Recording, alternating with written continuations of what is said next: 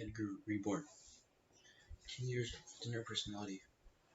In this alternate reality, Edgar finally becomes a leader. I'll recreate this story while analyzing it with psychoanalytical lens.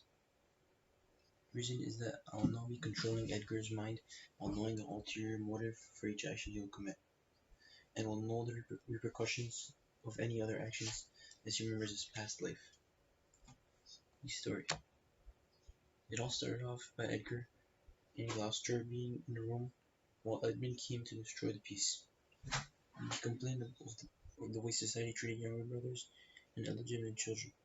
He argued that his was as smart, attractive, and talented as his father's eldest and legitimate son Edgar.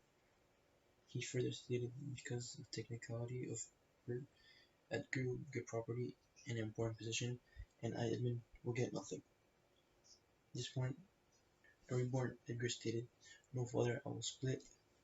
Either we will split our royalties, or me and Edmund take refuge somewhere else." As Gloucester always loved both of his boys equally and didn't want to feel the pain of losing them, he agreed with the idea. This leadership quality, being displayed by Edgar, taught Gloucester to not commit acts that will provoke worse or even the demise of oneself, but to love everyone equally. Out of so much love for his brother, Edgar decided to give up his part of the castle to Edmund as a way to show that family love is more important than fame, wealth, and all this nonsense.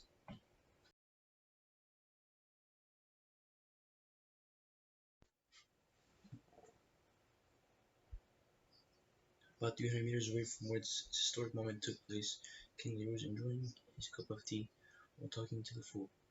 "Tomorrow's the big day," said the fool. I trust you. You make the right decision, and I will prove you sincere and can do the road. I know Cordelia will show the best display of love, the fool replied. The fool then replied, "One who is most sincere is always consistent and never two-faced. Regan and Gunwale have never been sincere and have always put an act in front of you."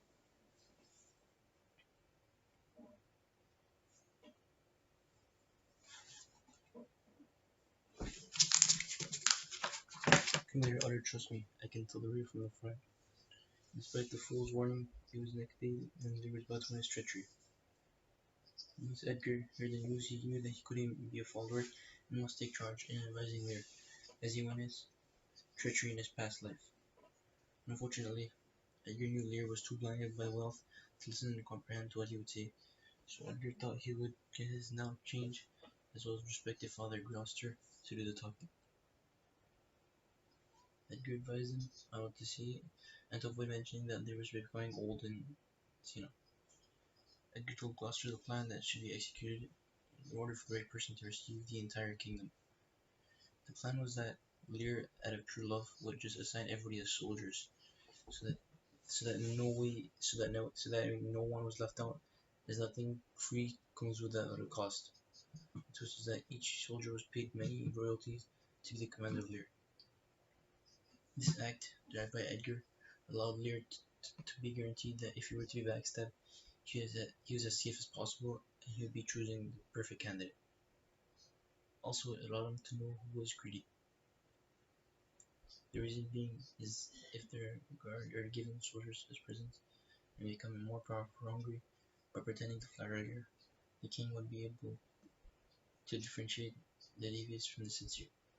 Thus, Gloucester warned his council and gave Lear the idea. He took many debates, but due to Gloucester being the same social status as Lear, and was also once blinded by wealth like the king, Lear would be able to understand and relate to him better. This was because the fool, who was a funny but a very wise man at the same time, tried to convince Lear to know what was right, which didn't work out. When Gloucester did, it worked. Hence, Lear knew that Cordelia would not flatter him for material things, but others would, so he deviated kingdom between Cornwall and Regan.